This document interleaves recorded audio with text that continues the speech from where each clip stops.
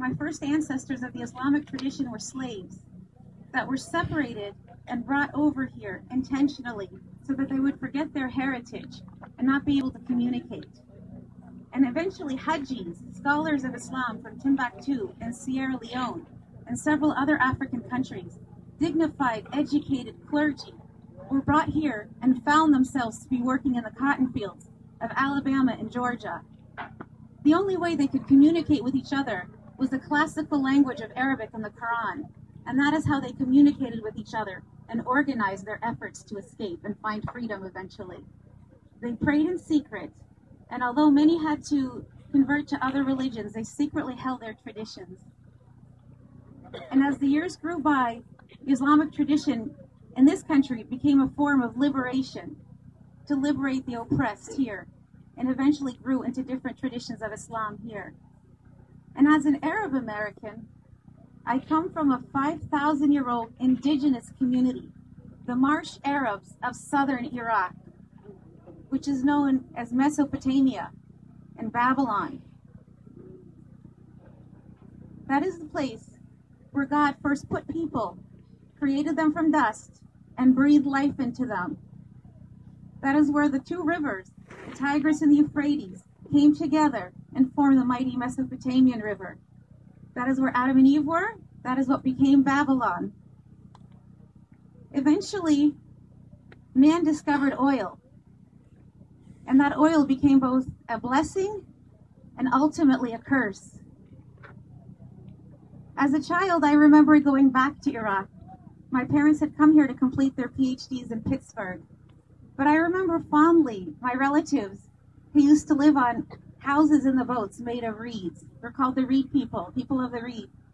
And I remember running around and seeing my uncles catch fish the size of my arm and playing with flute made of the reeds and just having a wonderful time. And watching the gentlemen climb up 100 feet date trees and collect dates and figs and the manna that is often spoken about in the Bible. In 1992, the Shia were encouraged to revolt against Saddam's regime after the invasion of 91. The world said they would back them up. The world was silent. Saddam deferred the water of the Tigris by damming the Euphrates. And water was used as one of the most brutal forms of oppression. The land where God placed the first human beings and breathed life into them and created them from that dust eventually crumbled, and invasions happened and bombings happened. And soon my relatives, instead of living on those marshlands, cried to their God for lament for their children that were now being born with 6 fingers.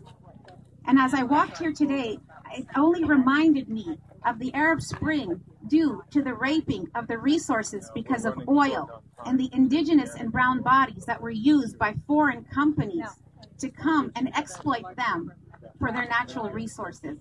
And it reminded me of the desert lands and the pilgrimage and the mass exodus of the Syrian refugees we see today. And it reminds me that all of our struggles are connected, whether in Ferguson, in Palestine, in Standing Rock, here in the Middle East, in Central America.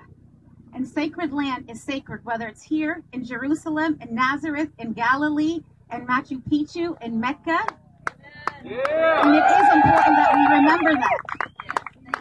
And it is important that I want everybody to know that I don't want anybody to go through the humiliation that my relatives had to go through in Iraq. The world was watching thinking it was a video game. People have dignity. People have dignity and are living now selling their livers on the streets of Iraq, all because of the raping of our natural land. And I want to read my 2 favorite verses of the Quran. And it is a reminder. It was revealed to the Prophet Muhammad through the angel Gabriel. And it was a reminder of the messages before him. Bismillah ar-Rahman ar-Rahim. Corruption has appeared throughout the land and sea by what the hands of people have earned, so that he may give them a taste of what they have earned. Surely they may see the consequences of what they have done. It is God who has taught and revealed the Holy Quran, God's monologue and reminder of the Torah and the Bible and their messages. God has created man. God has taught him speech and intelligence. And the sun and the moon follow the course exactly computed, and the herbs and the trees follow the path exactly commuted. The herbs and the trees both bow alike in adoration to the one true supreme God. And the heavens God has raised high, and God has set the balance in order that you may not transgress against that due balance. So establish weight with justice and fall not short of that balance. It is God who has spread out the earth for his creatures. Surely these are signs for those who reflect. Thank you all for your witness. Thank you all for being here. Thank you all for the struggle for every human being, everybody made in God's image from that dust, to live to their human potential. And remember that the best gift you can give humanity is human transformation. May God bless you.